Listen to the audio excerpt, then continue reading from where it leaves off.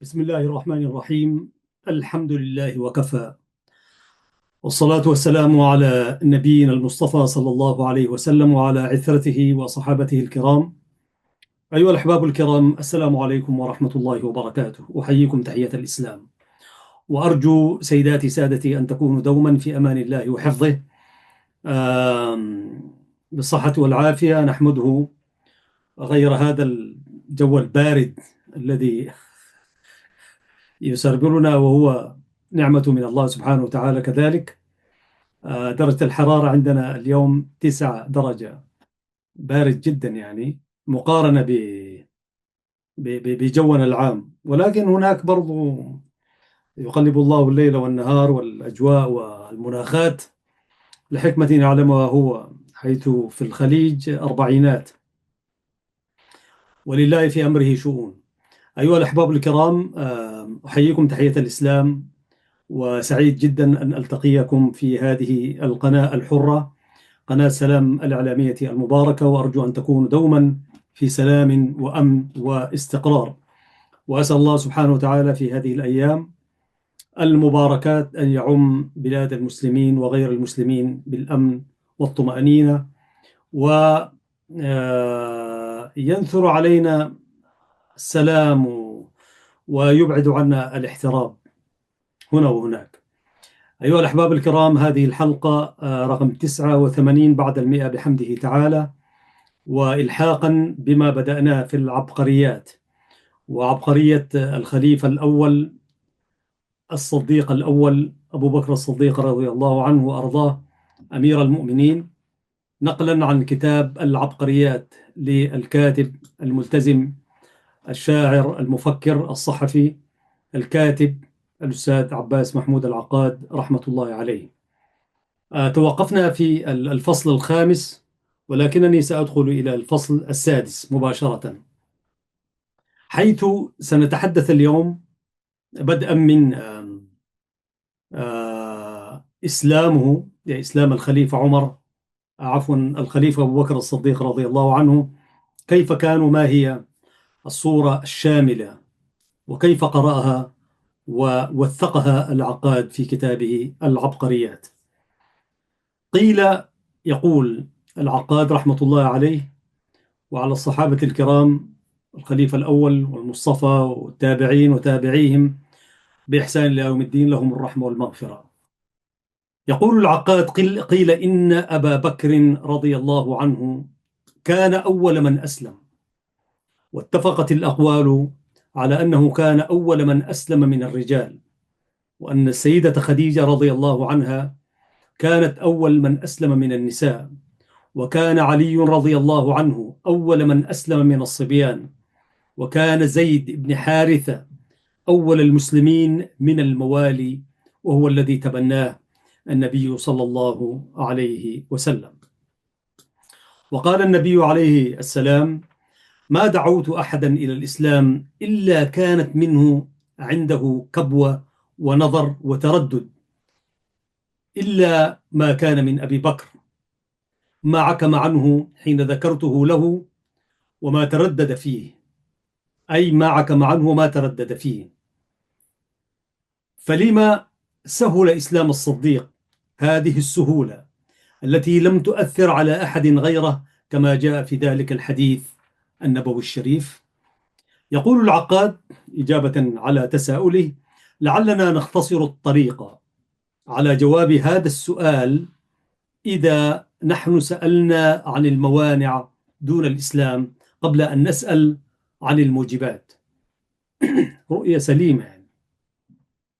عفوا، لأننا إذا بحثنا عن العقبات فلم نجدها، أو بحثنا عنها فوجدناها قليلة العدد هينة التذليل، بدت لنا سهولة الطريق من غير جهد كبير في البحث عن الموجبات، وعرفنا أنه لا مانع، فعرفنا أنه لا صعوبة ولا محل التردد والمقاومة. فما الذي كان يمنع أبا بكر أن يجيب دعوة الإسلام؟ بل ما الذي يمنع إنسانا من الناس كائنا من كان أن يجيب الدعوة إلى عقيدة جديدة تحت عنوان فرع موانع شتى.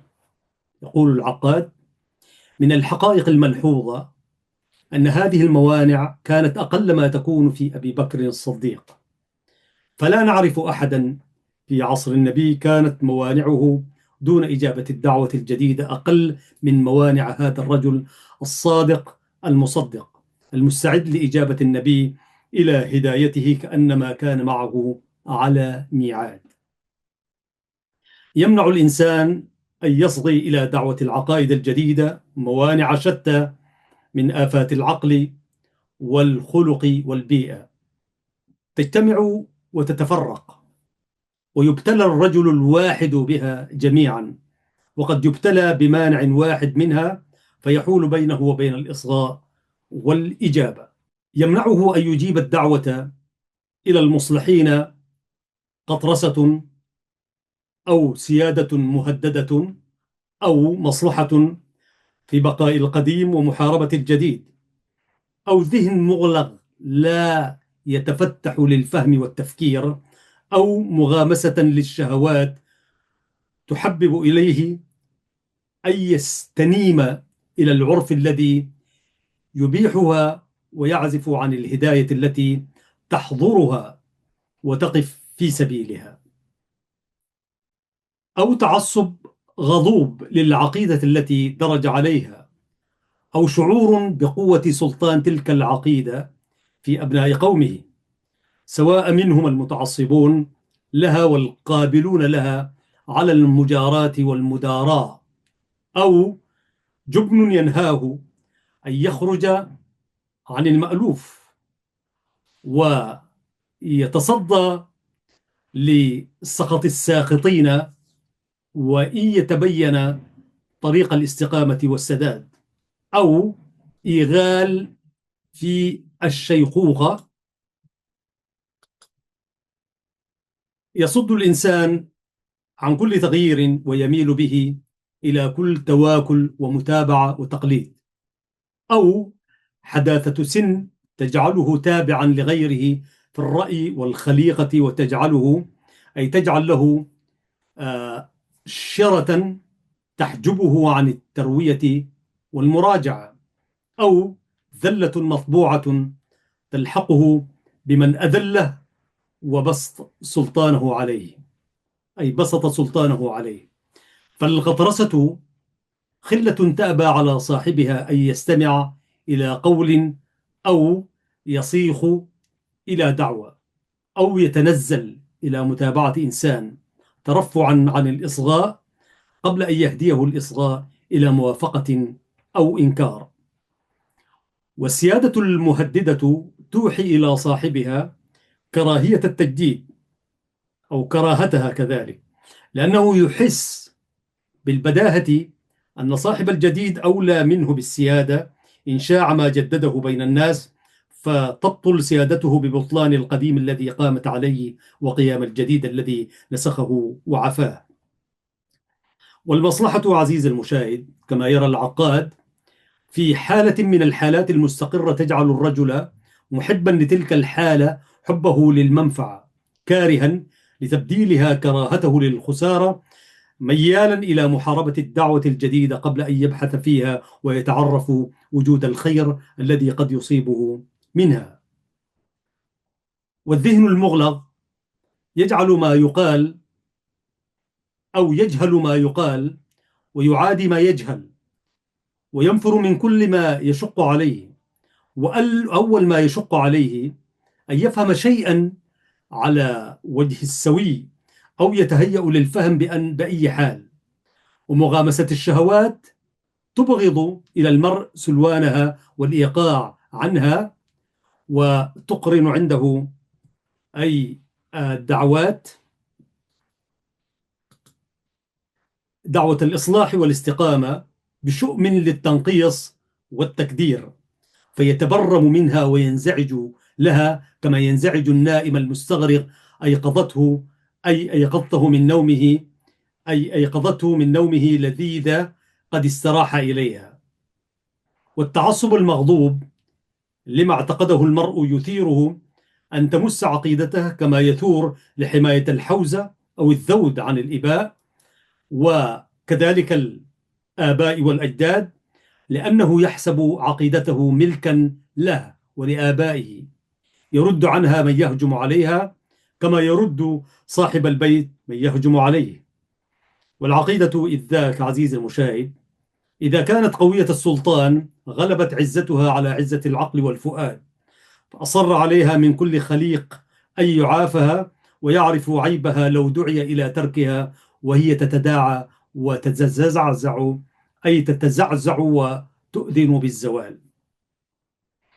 والجبن يخيف صاحبه أن يجهر بالحق ويبتعد به عن طريق المخافة، فلا يدنو إلى الصوت الذي عسى أن يقوده إلى الإصغاء، فالإيمان فالجهر بما يضير. والشيخوخة عدو لكل طارق، والحداثة بين طيش يدعو إلى التمرد وطاعة تدعو إلى متابعة الأولياء، والذلة حجاب بين الذليل ونفسه يحجبه وراء من أذله، فلا تصل إليه الدعوة إلا عن طريق أو من تلك الطريق.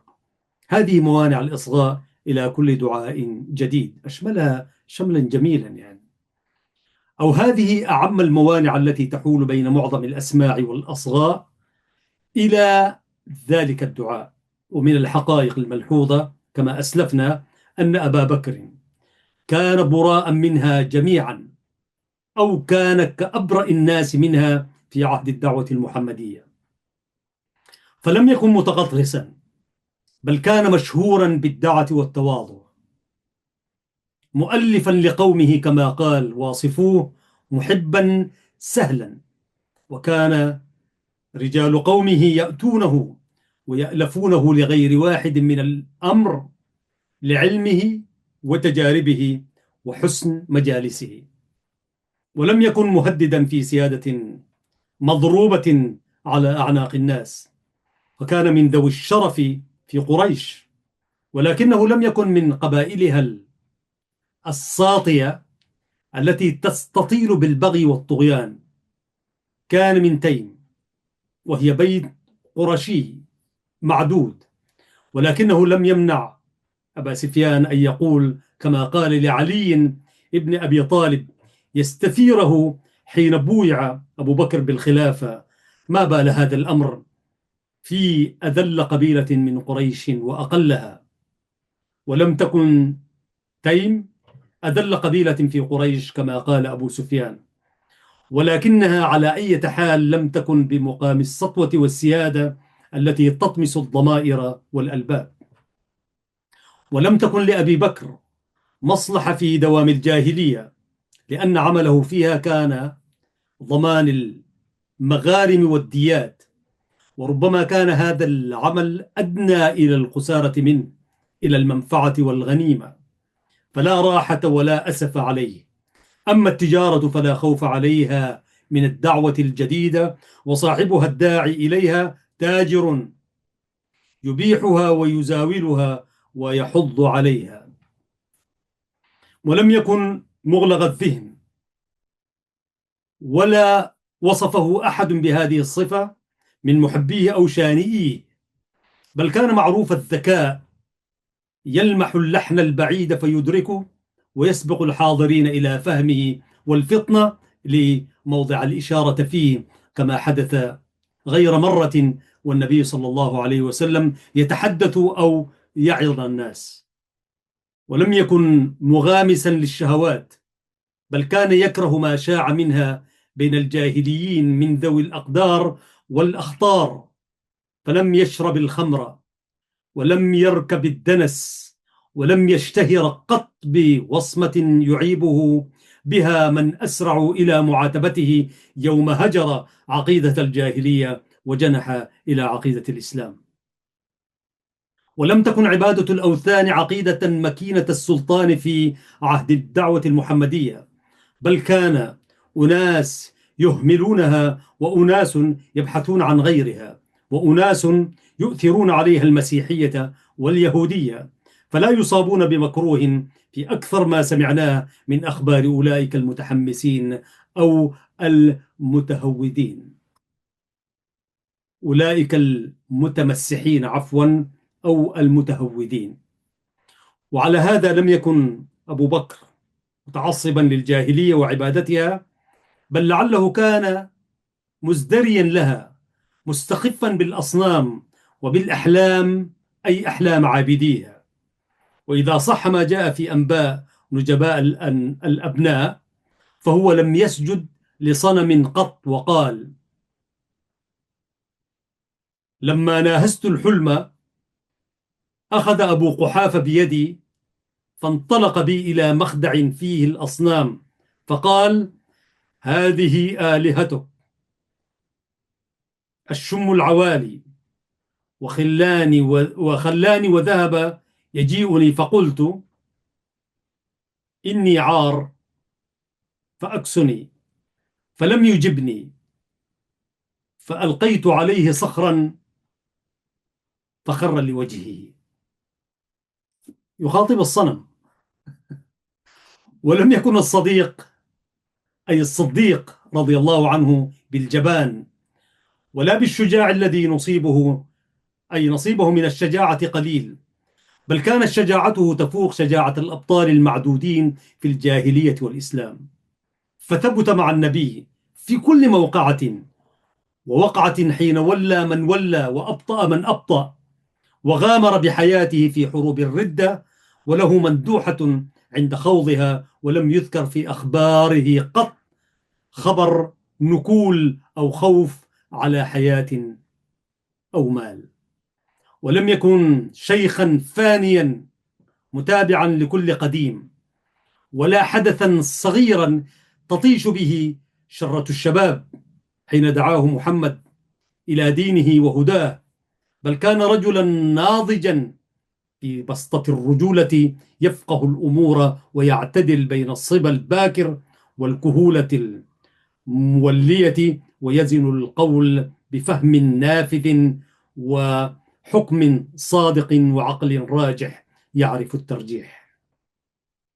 تلك عزيز المشاهد، كما يقول العقاد، جملة الموانع التي تحول بين الإنسان وقبول الدعوة الجديدة إلى الإصلاح، وكلها هنا غائبة على الأقل، إن لم نقل عن جانب الدواعي في مكانها أوضح من جانب الموانع.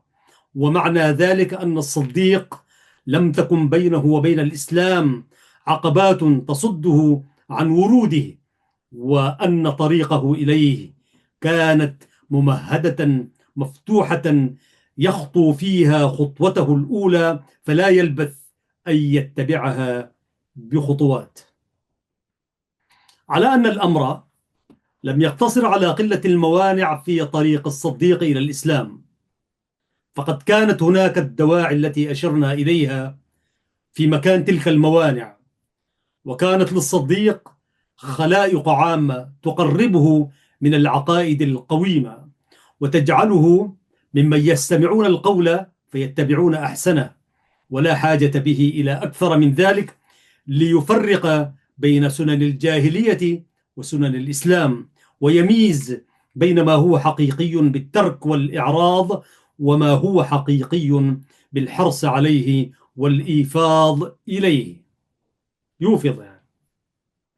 كان الرجل صادق الطبع مستقيم الضمير، لا يلتوي به عما يعلم أنه الحق عوج ولا سوء دخلة. وعرف باسم الصديق إذ عرف الناس فيه الصدق من أيام الجاهلية قبل أن يدين بالإسلام، لأنه كان يضمن المغارم والديات، فيصدقونه ويعتمدون على وعده ويركنون إلى وفائه. وقيل إنه سمي الصديق لتصديقه النبي في كل ما أنبأه به من المغيبات والبشائر، ولكنهم لم يختلفوا في تصديق ضمانه والاعتماد على وعده، وإن اختلفوا في سبب التسمية وفي ميقاتها من الجاهلية أو الإسلام. ومن كان على هذا الصدق في الخليفة فلا حجاز بينه وبين دعوة إصلاح.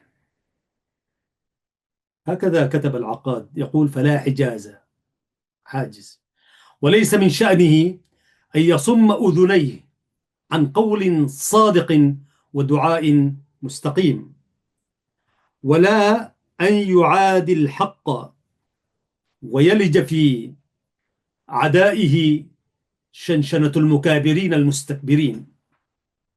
وكان مطبوعا على الحماسة لما يعتقد فيه الخير والصلاح، يطلب العقيدة ويطلب المعتقدين بها والمهتدين إليها. يبدو ذلك في إسراعه إلى التبشير بالإسلام ساعة أن اهتدى إليه، فدخل في الدين على يديه نخبة من أسبق الصحابة وأخلصهم للنبي عليه الصلاة والسلام، وأعظمهم أثرا بعد ذلك في قيام الدولة الإسلامية، كعثمان بن عفان وعبد الرحمن بن عوف والزبير بن العوام وسعد بن أبي وقاص وطلحة بن عبيد الله. وجعل لا يهدأ ولا يستريح حتى أدخل في دينه أمه وأباه وذويه، والذين ذكرناهم مبشرون بالجنة، العشرة منهم المعشرة المبشرين بالجنة. وتبدو حماسته لاعتقاده من إلحاحه على النبي، أي يظهر بالمسلمين في نواحي المسجد وهم دون 40 عددا، ومن قيامه بينهم خطيبا يجهر بالدعوة إلى الله، والمشركون متربصون ثائرون، حتى أصابه من ذلك أذى شديدا خيف عليه الموت منه، وتركه المشركون وهم لا يشكون في أنه مات أو أنه مائت عما قريب. وتبدو هذه الحماسة من اتخاذه مسجدا لصلاته وتلاوته على قارعة الطريق، يسمعه حين يقرأ كل عابر، ويتوعده المشركون فلا يفزع من وعيد. ولما جاءه الرجل الذي أجاره من المشركين على أن يكتم إسلامه فخيره بين الكتمان أو رجع الذمة إليه، لم يتردد في رد ذمته وقال: لا، فإني أرد إليك جوارك وأرضى بجوار الله سبحانه وتعالى. ورجل مطبوع على سماع الحق وتصديقه والدعوة إليه والحماسة له، غير عجيب أن يسرع إلى العقيدة الجديدة هذا الإسراع. وإلى هذا كان قريبا من السليقة الدينية التي تتراءى في مكاشفة الغيب واستطلاع الرؤى والهواتف وانفتاح النفس لإشارات الإيحاء والاستحياء. ويروى عنه أنه رأى قبل البعث وهو بالشام رؤيا تنبئ بقرب ظهور النبوة في البلاد العربية. ويعرف عنه على التحقيق أنه كان يعبر الرؤيا بين يدي النبي صلى الله عليه وسلم ويستأذنه في تفسيرها ويحتفل هو بما يراه في منامه. وإلى هذا، أي هذه القربة من الإيمان بالغيب، كان لطيف الحس خاشع النفس عظيم الرفق والمودة، لا ترين على قلبه تلك الغلظة التي تغلق أبواب القلوب وإن تفتحت الأذهان. فكان خشوعه يبكيه وفرحه يبكيه، وسليقته الدينية كاملة لا يعوزها إلا القبس الذي يلمسها فتضيء ثم لا ينطفئ لها ضياء.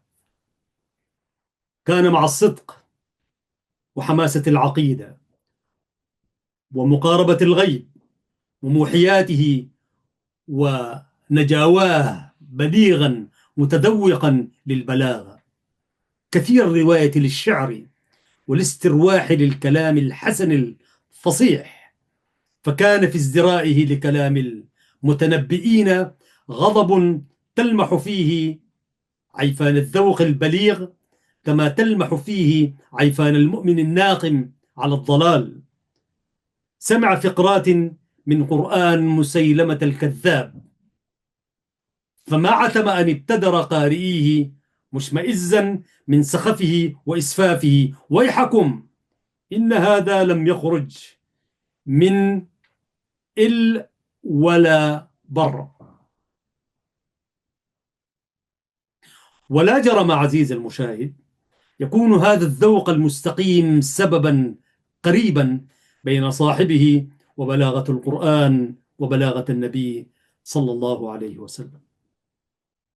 إلا أن سبب الأسباب جميعا في التقريب بين التصديق وبين الدعوة المحمدية هو ذلك السبب الغالب على كل ما ذكرناه. أعيد الفقرة مرة أخرى: إلا أن سبب الأسباب جميعا في التقريب بين الصديق وبين الدعوة المحمدية هو ذلك السبب الغالب على كل ما ذكرناه، لأنه يمتزج بأطواء نفسه ويصبغها بصبغته وينحو بها أبدا في منحاه، ونعني به الإعجاب بالبطولة، ذلك الإعجاب الذي نحسبه ملاكا لأخلاقه ومفتاحا لشخصيته كما فصلناه في غير هذا الباب. فالرجل المعجب بالبطولة يعرف بطله، ثم يثق فيه، ثم يرتقي بالثقة إلى ما فوقها وما هو أمكن منها، لأن الثقة استنادا إلى وثيقة تدعو إليها على حسب ما فيها من بياناتها وبراهينها. أما الإعجاب فهو الرغبة في الثقة وكراهة التحول عنها، والبحث عن الثقة وتلذذاتها إذا وقف الواثقون عند الانتظار أو مجرد التأمين والموافقة بين الانتظار. أيها السادة والسيدات، لازلتم مع قناة سلام الإعلامية المباركة وحلقة في برنامج مع اللغة العربية، وهذه المرة نقلب صفحات ذلك الصحابي الجليل الخليفة الأول الصديق الأول أمير المؤمنين الخليفة أبو بكر الصديق رضي الله عنه وأرضاه، نقلا من كتاب العقاد العبقريات. فكونوا معنا أيها الأحباب الكرام ونواصل ما بدأناه من حديث. يقول العقاد في عبقرية أبو بكر الصديق رضي الله عنه وأرضاه: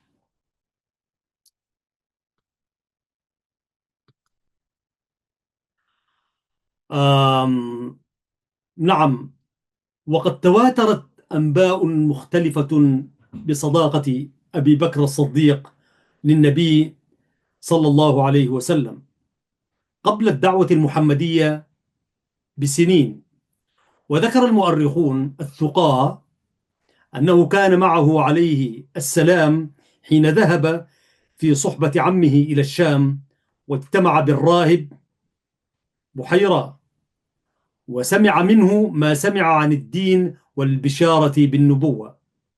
وقد شك بعض المؤرخين من الأوروبيين في اتصال المودة بين الصفيين قبل الدعوة المحمدية بزمن طويل، إلا أن الدليل الذي يغني عن وثائق التاريخ أن أبا بكر كان باتفاق الأقوال أول المستجيبين لدعوة محمد من غير أهله، ولن يكون ذلك بغير معرفة سابقة بين الرجلين حببت إلى النبي صلى الله عليه وسلم أن يبدأ به ويترقب منه الإصغاء إليه، وأيسر ما يستلزمه ذلك السبق إلى الإسلام أن يكون أبو بكر معروفا بصفاته لمحمد، وأن يكون محمد معروفا بصفاته لأبي بكر. كلام منطقي يعني. فلما سمع دعوته سارع إلى تصديقه، وهو معجب به وباستقامة طبعه ونقاء سيرته وبلاغة حديثه، وأعانه على التفرقة بينه وبين خصومه والتمييز بينه وبين منكريه أنه كان نسابة قريش لا يفوته مغمز من مغامزهم قديمها وحديثها في الأنساب والأخلاق، ومحمد عنده مطهر من كل ذلك أو هو براء. من جملة ما تقدم تتبين لنا سهولة من جملة ما تقدم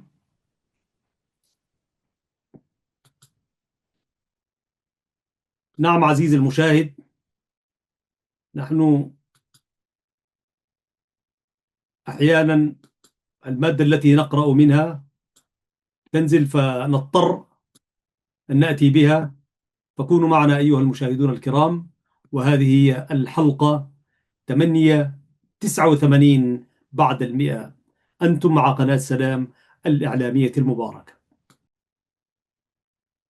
نعم عزيزي المشاهد، نواصل الحديث. من جملة ما تقدم تتبين لنا سهولة اتجاه الصديق إلى الدعوة المحمدية، سواء من ضعف العقبات في طريقه أو من قوة الدواعي التي تجذبه إليه.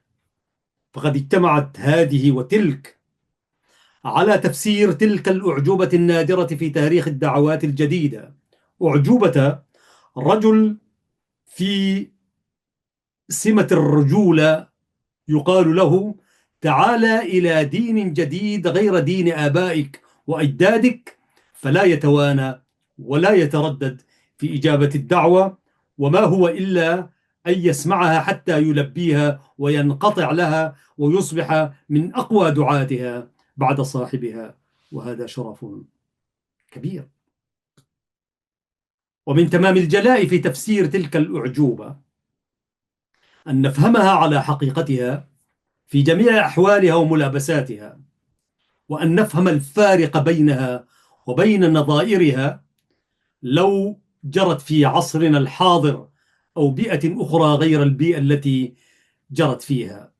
فنحن نسمع بقصة أبي بكر وتصديقه السريع للدعوة المحمدية، فتحضر في أخلادنا رجلا من المسلمين أو المسيحيين أو الإسرائيليين في عصرنا الحاضر يقال له: تعال إلى دين غير دين آبائك وأجدادك وغير دينك، فيجيب الداعي لتوه وساعته كأنها تحية وجوابها، وهي أعجوبة عندنا يوشك أن يأباها العقل وأن تمتنع عن التصديق.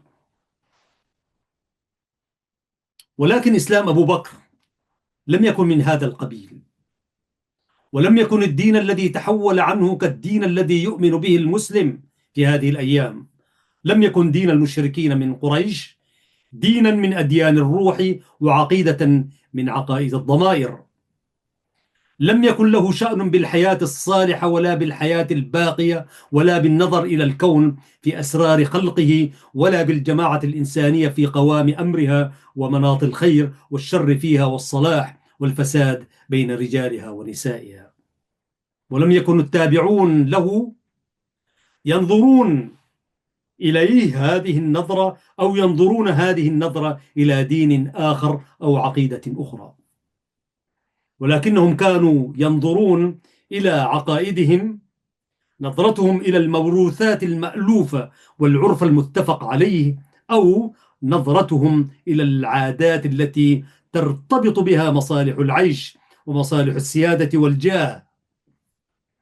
وكان يعز عليهم أن يقال لهم: إن آباءهم وأجدادهم هالكون، وإن الدين الذي نشأوا عليه وماتوا دين السخف ومهانة وضلال.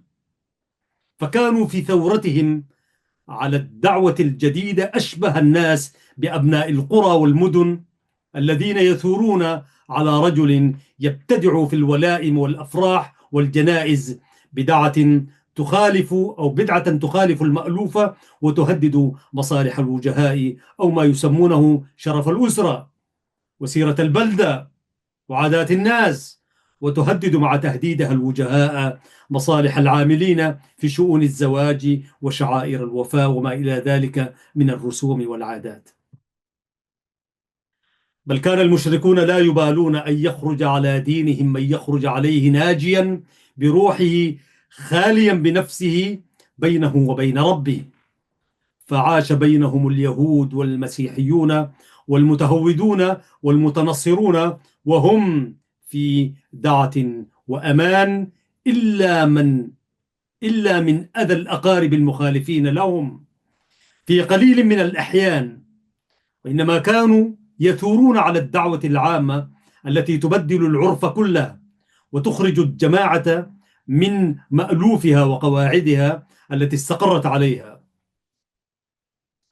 فكان الثائرون في وجه الدعوة المحمدية من مشركي قريش بين رجل من ثلاثة لا يعدوهم إلى رابع: رجل صاحب سيادة تتصل سيادته ببقاء الأمور على ما هي عليه، ورجل من الأذناب الذين لا يعقلون ولا يحسون الظلم والفساد ولا يفعلون إلا ما يأمرهم به السادة المسيطرون، ورجل، هذا الثالث، ورجل لم يصغ إلى الدعوة الجديدة حق الإصغاء ولم يتسع الوقت للتفرقة بينها وبين العرف القديم.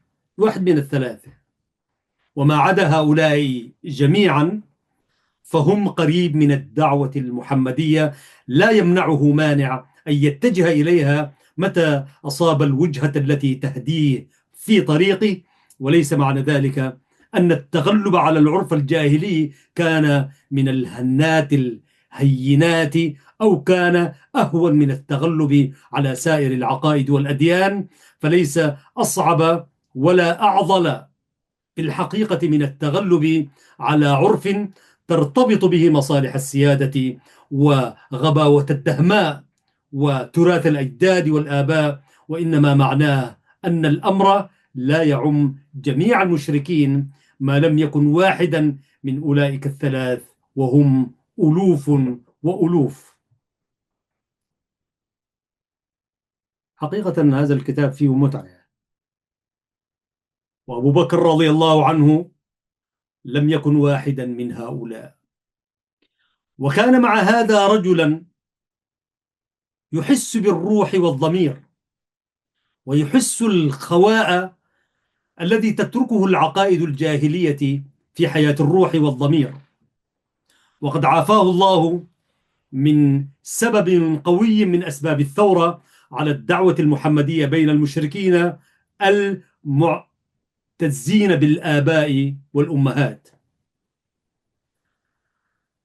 أأبي على الضلال، أأمي مع الهالكات، أو أأبي مع الضلال، أأمي مع الهالكات. تلك خاطرة كانت تهجس في نفس المشرك من قريش فيغضب ويثور ويحسب الدعوة الجديدة في عداد السباب الموجه إلى أقرب الناس إليهم وأعزهم عليه. أما أبو بكر فقد عافاه الله من ذلك، إبان الدعوة المحمدية لأنها ظهرت وأبوه وأمه بقيد الحياة مفتوح لهما باب النجاة، فما زال بهما حتى دخلا معه في دينه واطمأنت نفسه على أبيه وأمه وبنيه. اصطفاء إلهي. وفيما عدا هذا قيل له: دع هذه البقايا الفاسدة واقبل ومن تحب على دين جديد فيه الخير والصلاح والهداية إلى خالق الأرض والسماء. فلما لا يترك تلك البقايا الفاسدة، ولما لم يقبل على الدين الجديد؟ إنه لا يحب بقاء الجاهلية، ولا يربطه بها شح ولا كبرياء ولا ذلة ولا غباء، وإنما ليفهم ويعقل ويحب الخير والصلاح، ويحس في قلبه جيشان الروح والضمير، وأن الذي يدعوه لكريم حليم صادق قوي وقويم حبيب إلى النفس مبرأ من العيب يحق له أن يجاب، وإنه لا يخاف لأنه شجاع، ولا يقابل الأمر بفتور المستخف لأنه رجل حي الفؤاد مطبوع على الحماس، لا يؤمن به والإعجاب بمن يستحق عنده الإعجاب. فالعجب أن يدعى إلى تلك الدعوة فلا يجيبها أسرع ما يكون الجواب، وليس العجب أن يسرع إلى إجابتها كما أسرع فأجاب. وهكذا يبين لنا في الإسلام أن أبا بكر كما بان لنا في إسلام كل رجل ذي بال من السابقين إلى الدعوة المحمدية أنها دعتهم إليها بأسبابها المعقولة، فاستجابوا إليها لأسبابها المعقولة التي توائم كل منها أصدق الموائمة، أي أصدق الموائمة، ولا تحوج أحدا من المعللين والمفسرين إلى الخوارق المكذوبة أو إلى تفسير الأمر بالوعد والوعيد ورغبة الجنة ورهبة السيف. وكما قلنا في كتابنا عبقرية محمد، هذا الاقتباس دعوني أقرأه: إن الأقوياء لم يسلموا خوفا لأنهم أقوياء، وإن الضعفاء لم يسلموا خوفا لأن الإسلام عرضهم للقتل والعذاب ولسيوف المشركين الذين لهم عليهم سيادة وطغيان. وما كفر الذين كفروا لزهد ولا شجاعة، فيقال إن الذين سبقوهم إلى الإسلام قد فعلوا ذلك لشغب بلذات الجنة وجبن عن مواجهة القوة، ولكنهم اختلفوا حين تطالب طهارة السيرة وصلاح الأمور، فمن كان أقرب إلى هذه الطلبة من غني أو فقير ومن سيد أو مستعبد فقد أسلم، ومن كان به زيغ عنها فقد أبى. وهذا هو الفيصل القائم بين الفريقين قبل أن يتجرد إلى الإسلام سيف يذود عنه، وبعد أن تجرد له سيف تهابه السيوف. وما يقسم الطائفتين أحد فيضع أبا بكر وعمر وعثمان في جانب اللذة والخوف، ويضع الطغاة من قريش في جانب العصمة والشجاعة، إلا أن يكون له هوى كهوى الكفار، وما أكثرهم في عصرنا الذي نعيشه والعياذ بالله. كان الصديق إذن أول رجل من شرفاء العرب دان بالإسلام بعد نبيه عليه السلام، دان به سريعا إلى دعوته لتلك الأسباب التي تليق به وتليق بالدعوة المحمدية. وكتب له في اللحظة الأولى أن يكون ثاني اثنين حين يكون النبي هو أول الاثنين. يا سلام! فكان ثاني اثنين في الإسلام، وثاني اثنين في غار الهجرة، وثاني اثنين في الظل التي أوى إليها النبي يوم بدر الذي لا يوم مثله، وثاني اثنين في كل وقعة من الوقعات بين المسلمين والمشركين، وأقرب صاحب إلى النبي في شدة الإسلام ورخائه وفي سره وجهره وفي شؤون نفسه وشؤون المسلمين. ومن اللحظة الأولى عزيز المشاهد وهب الصديق للإسلام كل ما يملك إنسان أن يهب من نفسه وآله وبنيه، فأخذ أمه إلى النبي لتسلم على يديه وهي بين الحياة والموت، وجاءه بأبيه بعد فتح مكة ليسلم على يديه، وقد جلله الشيب وابيض رأسه كأنه ثغامة، وحمل ماله كله وهو يهاجر في صحبة النبي يؤثر به الدين على الآل والبنين. والروايات في توجيه الدعوة إليه مختلفات، منها ما يؤخذ منه أن النبي صلى الله عليه وسلم وجه الدعوة إليه خاصة فلباها، ومنها ما يؤخذ منه أنه عليه السلام قصد الناس في المسجد بالدعوة، الدعوة العامة، فاتصل نبوءها بأبي بكر، فجاءه يسأله: يا أبا القاسم، ما الذي بلغني عنك؟ فسأله النبي: وما بلغك عني يا أبا بكر؟ قال: بلغني أنك تدعو إلى توحيد الله وزعمت أنك رسول الله. قال: نعم يا أبا بكر، إن ربي جعلني بشيرا ونذيرا، وجعلني دعوة إبراهيم، وأرسلني إلى الناس جميعا. فما أبطأ أبو بكر أن قال: والله ما جربت عليك كذبا، وإنك لخليق بالرسالة لعظم أمانتك وصلتك لرحمك وحسن فعالك. مد يدك فإني مبايعك. الله أكبر. والصدق والأمانة وصلة الرحم وحسن الفعال صفات يفهمها أبو بكر الصديق، لأنه يحبها ويتصف بها ويحب أهلها، فهو صادق أمين رحيم حسن الفعال. وتلك أقرب الآيات إلى لبه وقلبه، وهي أولى الآيات بالتصديق عند الصادقين المصدقين. فمن الجائز أن تخدعنا الخوارق وليس من الجائر، والجائز أن يخدعنا من يصدق ويبر ويودي الأمانة، أن يؤديها ويستقيم على سواء الطريق في فعاله وخصاله. وأصبح الإسلام منذ تلك اللحظة دينا عند أبي بكر، يقابل الدنيا بما وسعت من خيرات وطيبات.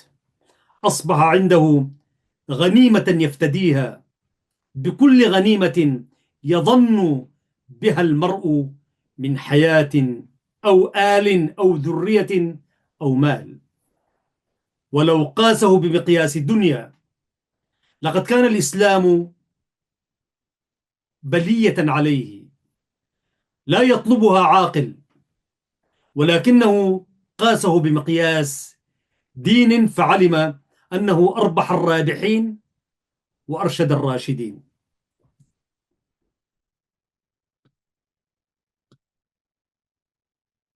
طلبه دينا وكفى، فصبر فيه على ما يجزع منه طالب الدنيا ويأبى أن يستهدف له أو يشارفه من بعيد. كان المسلمون دون الأربعين يوم أشار على النبي أن يجتمعوا في المسجد ويجهروا بالدعاء، فلما وقف بينهم في المسجد يدعو إلى الله ورسوله، وثب عليه المشركون يضربونهم ويؤذونهم ويوسعونهم إهانة مع الضرب والإيذاء، كما يفعل الطغاة والجبابرة في عصرنا الحاضر يعني. وتصدى عتبة ابن أبي ربيعة لأبي بكر فجعل يضربه بنعلين مخصوفين حتى ورم وجهه، وخفي على الناظر إليه مكان أنفه، كثرة الضرب يعني. وتسامع أهله من بني تيم فأقبلوا يتعادون ويجلون المشركين عنه، أي يجلونه، ثم حملوه في ثوب إلى بيته وما يشكو في موته. وصاح منهم صائحون في المسجد: والله لئن مات أبو بكر لنقتلن عتبة ابن أبي ربيعة. ثم أحاطوا به يكلمونه حتى أفاق وأجاب. فكان أول ما فاه به وهو في تلك الحالة ما فعل برسول الله أو ما فعل رسول الله، فلاموه وعنفوه وسألوا أمه أن تطعمه أو تسقيه شيئا يرد إليه نفسه، فأبى أن يأكل أو يشرب حتى يعلم ما فعل برسول الله. قالت: والله ما أعلم بصاحبك. قال: فاذهبي إلى بنت الخطاب فاسأليها عنه. فلما جاءتها أنكرتها وأشفقت أن تكون عينا من عيون المشركين عليها وعلى رسول الله، فقالت: ما أعرف أبا بكر ولا محمد بن عبد الله. ثم عرضت عليها أن تذهب إلى أبي بكر لتسمع منه وتطمئن إلى مقاله، فوجدته صريعا دنفا قد برح به الألم، فغلبها الإشفاق فأعلنت بالصياح وهي تقول: إن قوما نالوا منك لأهل فسق، وإني لأرجو أن ينتقم الله لك.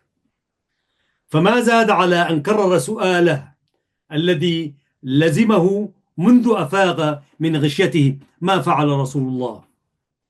قالت وهي لا تزال حذرة من أمه: هذه أمك تسمع. قال: لا عين عليك منها. قالت: سالم صالح. فلم يكفه ذلك حتى يراه بعينيه، وسألها أين هو، فأعلمته بمكانه من دار الأرقم ابن أبي الأرقم، وأحب أن يذهب إليه، وكأنه أحس من أمه ممانعة في خروجه وهو بتلك الحال حتى يتبلغ بشيء ويذوق شرابا يرويه ويقويه، فأقسم أن لا يذوقن طعاما ولا شرابا أو يرى رسول الله. وأكبرت المرأتان العطوفتان حبه لصديقه ونبيه فأمهلتاه حتى هدأت الرجل وسكن الناس، وخرجتا به يتكئ عليهما ولا يقدر على حمل نفسه، ثم دخلتا به على رسول الله صلى الله عليه وسلم وهو بتلك الحالة، فانكب عليه يقبله.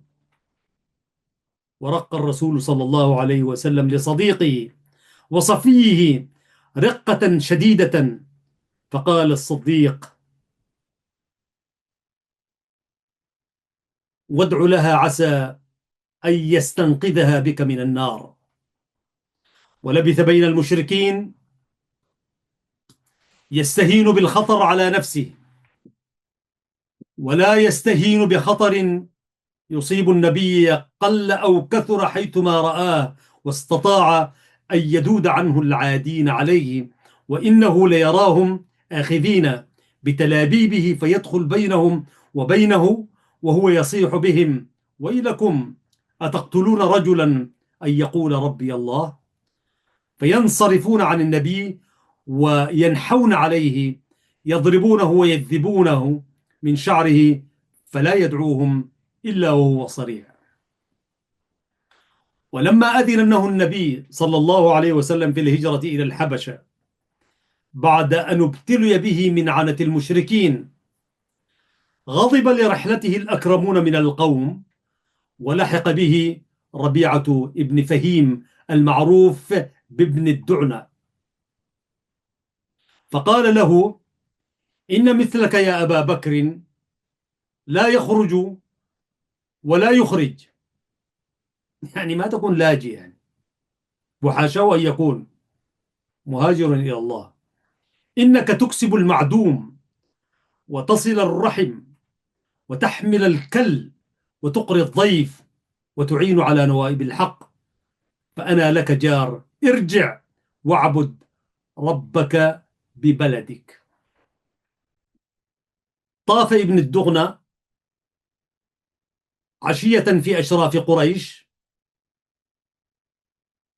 يبلغهم أنه أجار أبي بكر أو أبا بكر، فعرفوا له جواره وقالوا له: مره فليعبد ربه في داره، يصلي فيه ويقرأ ما يشاء، ولا يؤذينا ولا يستعلن عليه به، فإنا نخشى أن يفتن نساءنا وأبناءنا. إلا أن أبا بكر بنى بفناء الدار مسجدا يصلي فيه ويرتل القرآن، ويستمع له النساء والأطفال، فيجتمعون إليه، منهم من يسخر ومنهم من يعجب ويسأل عن الخبر. ففزع المشركون وطلبوا إلى ابن الدغنة أن ينهاه أو يسترد منه ذمته، فأبى أبو بكر أن ينتهي عن الجهر بالصلاة والقراءة، وقال لابن الدغنة: فإني أرد إليك جوارك وأرضى بجوار الله عز وجل. وبقى بمكة طوال مقامه بها يعمل لدينه ولنبيه، ولا يعمل لنفسه إلا ما ليس منه غنى من طلب المعاش، يدعو وجوه الناس ويعرض الأمر على القبائل. وجوه الناس هنا يعني بها العقاد، وجهاء الناس بلغتنا اليوم يعني. ويغني في الدعوة بصلاح سيرته ورجاحة قدره، ويعين الناس باستقامة قصده. ما قل أن يغنيه دليل العقل أو نقاش الجدل والملاحاة، وكان يتعرض للأذى فلا يعينه أن يتقيه، كما يعينه أن يبقي ويبقى منه للنبي صلى الله عليه وسلم وسائر المسلمين. فكان يعين الفقراء ويعتق الموالي الذين يسامون العذاب في سبيل الله، أو يحمل المغارم ويهيئ لمن أراد الهجرة وسائلها. ولا يكون عمل من الأعمال ينفع الدين الجديد وينفع أهله إلا وله سهم فيه. ثم كانت هجرته إلى المدينة، فكانت أخطر هجرة أقدم عليها مسلم من أهل مكة حتى زمننا هذا، إذ كان كفار قريش يقيمون لكل مهاجر من الأرصاد والعيون كفاء قدره، وكانت أرصادهم وعيونهم على النبي أكثر ما استطاعوا من عدة وكيد وحيطة. فكانت الهجرة في صحبة النبي شرفا من شرفين لا يدري المرجح بينهما أيهما أحق بالإعظام، إما مجازفة بالحياة، وإما يقين لا يخامره الريب أن النبي ناج في حماية ربه. ولو كان في الهجرة ما فيها من فراق الموطن أو الهجوم على فراق أرهب منه وأقسى، وهو فراق الدنيا. فتلقى أبو بكر الإذن بهذه الهجرة كما يتلقى البشارة بالسلامة. قالت بنته عائشة أم المؤمنين رضي الله عنها وأرضاها: ما شعرت قبل ذلك أن أحدا يبكي من الفرح كما رأيت أبا بكر يبكي حين أذن المصطفى صلى الله عليه وسلم له بصحبته. وقالت بنته أسماء رضي الله عنها: لما هاجر رسول الله صلى الله عليه وسلم وهاجر أبو بكر معه، احتمل أبو بكر ماله كله 5000 درهم أو 6، فدخل علينا جدي أبو قحافة وقد ذهب بصره، وقال: والله إني لأراه قد فجعكم بماله كما فجعكم بنفسه. قلت: كلا يا أبت، إنه قد ترك إنه قد ترك لنا خيرا كثيرا. وأخذت أحجارا فوضعتها في قوة البيت التي كان أبي يضع فيه ماله، ثم وضعت عليها ثوبا، ثم أخذت بيده وقلت: يا أبت، ضع يدك على هذا المال. فوضع يده عليه وقال: لا بأس، إذا كان قد ترك لكم هذا فقد أحسن، وفي هذا بلاغ لكم، ولا والله ما ترك لنا شيئا، ولكني أردت أن أسكن الشيخ الكبير. فطنة، تلك ذرية بعضها من بعض. وكذلك أقبل الصديق على الإسلام وهو عالم بالذي هو مقبل عليه. لم يقل له أحد ولا قال هو لنفسه إن الأمر أهون مما توقع، وإن البلاء بعقيدته التي تحول إليها أخف ما وجد. فلم يجد نصبا وكان يرجو الراحة، ولم يجد غرما، وكان يرجو المنفعة، ولم يجد عداء في قومه، وكان يرجو منهم المودة، ولم يجد قطرا، وكان يرجو السلام. وإنما دخل في شيء يتوقع ما هو ملاقيه فيه، ويراه دون حقه من المصابرة والحفاظ والاحتمال، لأنه الدين، لأنه الحياة الفانية والحياة الباقية، لأنه الحق ودونه الباطل، والهدى ودونه الضلال. فما أقبل إنسان قط أصدق من هذا الإقبال، وما تأهب إنسان قط لبلاء في سبيل ضميره وربه أعظم من هذه الأهبة. وما نفس الصدق عند إنسان قط أغلى من هذه النفاسة، فهي سلامة النفس، وسلامة الآباء والأبناء، وسلامة المال والعتاد، وسلامة الدنيا بأسرها، يعقلها بكلمة صدق من رجل صادق. وإن أناسا ليصدقون غاية التصديق، ثم لا يخاطرون في سبيل الصدق برزق يوم ولا براحة ساعة. إنه الصديق، وما وصف بكلمة واحدة هي أجمع لخلائقه من كلمة الصديق. ولقد رأينا كما يقول العقاد، أيها المشاهدون الكرام، ولقد رأينا أناسا من الناقدين يستنكرون على عربي في الجاهلية أن يقوم ويقوم الهداية الدينية بهذه القيمة التي لا تعلوها قيمة، ولكنهم مخطئون. لأن العربي الجاهلية عرف الحق، وعرف بيع الحياة في سبيل الحق كما يراه، حق الجوار أو حق العرض أو حق الشرف أو الذمار. وأبو بكر خاصة كان ممن يرعون الحقوق ويكفلونها لأهلها، وكان ممن يكرهون البغي وينتقمونه على أهله. فإذا عرف الحق الأكبر فغير عجب أن يرعاه هذه الرعاية، وأن يكفله هذه الكفالة، وهو مهيأ لعرفانه بكرم الخليقة، وطيب طيب النحيزة، واستقامة الفطرة، وصفاء القريحة.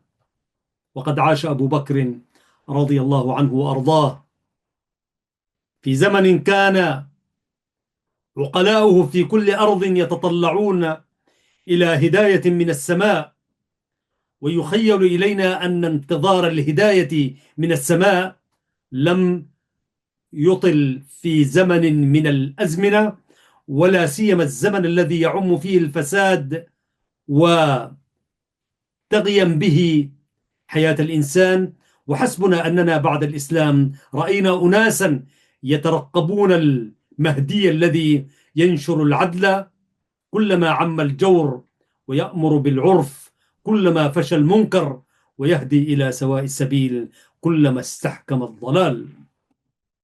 وقبل البعثة المحمدية كان أناس ينتظرون الهدى من نسل داود، أو ينتظرونه من نسل إسماعيل ابن إبراهيم.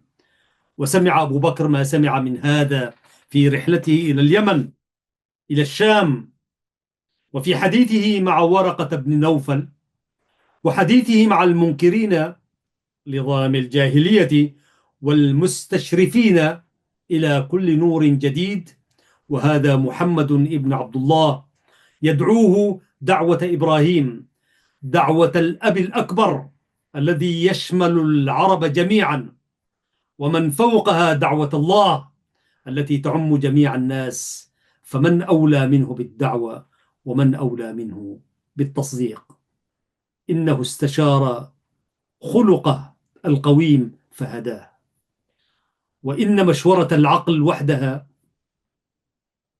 لتهدية هذه الهداية، حيث وازن وقابل فأحسن الموازنة والمقابلة بين جميع ما ينتظم فيه من شؤون ذلك الزمان. كان أبو بكر في اهتدائه إلى الإسلام هو أبو بكر في نشأته وسليقته وجملة أحواله وأحوال قومه وعهده، رضي الله عنه وأرضاه. اللهم اغفر للمسلمين والمسلمات، المؤمنين والمؤمنات، الأحياء منهم والأموات، إنك سميع قريب مجيب الدعوات يا رب العالمين. أيها الأحباب الكرام، كل التحية والتقدير والمغفرة والرحمة كذلك على أستاذنا عباس محمود العقاد رحمة الله عليه، وعلى صنيعه هذا الخير الذي كلما قرأناه وجدنا فيه الجديد والجديد. يعني أنا عدت لهذا الكتاب بعد زمن طويل، فجدد فينا الإيمان وجدد فينا كيف يكون الفداء للإسلام. يعني اللهم أعز الإسلام مرة أخرى. أيها الأحباب الكرام، عبر هذه القناة المباركة، قناة سلام الإعلامية، تحياتي محدثكم أحمد شريف في واحدة من حلقات برنامج مع اللغة العربية. وأنا تعمدت أن أقرأ من هذا الكتاب لأن فيه لغة جميلة، وفيه إيمان، وفيه سيرة. وما هو الدين وما هي الحياة؟ أن تقوم لسانك وتجدد يعني سيرتك، وتقوم وتقوي إيمانك. أيها الأحباب الكرام، آسف على الإطالة إن تجاوزت الحد. هذه الآهة جاءتني لأنه أنا أقارن بين أولئك وهؤلاء. وقديما كان لنا شاعر في مدينة كسل معروف بابن هارون، كلما أطل العام الجديد في إطلالتنا هذه الأيام، كنا نقول له درسنا اللغة العربية في المرحلة الثانوية محمد صالح بن هارون، شاعر مجيد. فكلما نظر إلى الهلال في عامه الجديد يعني يقول: نحل الهلال، نحل الهلال وما اعتراه سقام. من النحول يعني. يقول: نحل الهلال وما اعتراه سقام، لكنه ذكر الأولى فأصابه إيلام. نحل الهلال وما اعتراه سقام، لكنه ذكر الأولى فأصابه إيلام. ذكر الشموخ وأهله وهكذا، ويستطرد في أولئك الصحابة الكرام. ذكر الأولى، هذا أول الأولين بعد المصطفى صلى الله عليه وسلم، أبو بكر الصديق رضي الله عنه وأرضاه. ورغم هذه المكانة التي يحتلها في الإسلام، هنالك من ينظر إليه نظرة، والله أنا أعفو من أن أذكر، لكنهم يقولون حسبهم الله احترام. والنبي صلى الله عليه وسلم أوصانا: لا تسبوا صحابتي. مأمورين في الدين. أي صحابي جليل شاهد المصطفى وآمن على رؤيته وكذلك التابعين، بالذات أولئك الصحابة من المهاجرين والأنصار، مأمورون أن نعزهم ونجلهم ونحترمهم أكثر من احترامنا لأنفسنا وآبائنا وأمهاتنا وأخواتنا وعشيرتنا وكل الدنيا ذاتها. فكيف يستقيم أن تهين وتسب؟ أعوذ بالله من الشيطان الرجيم. يقول الحق سبحانه وتعالى في كتابه العزيز، طبعا سنكتمل إن شاء الله الحلقة القادمة من هذه السيرة العطرة. يقول الحق سبحانه وتعالى في كتابه العزيز: من المؤمنين الرجال صدقوا ما عاهدوا الله عليه، فمنهم من قضى نحبه ومنهم من ينتظر وما بدلوا تبديلا. اللهم ثبتنا على الإيمان وقوينا. آمل سيداتي سادتي أن ألتقيكم في الحلقة المقبلة عبر هذه القناة المباركة. حتى ذلكم الحين أستودعكم الله، والسلام عليكم ورحمة الله وبركاته.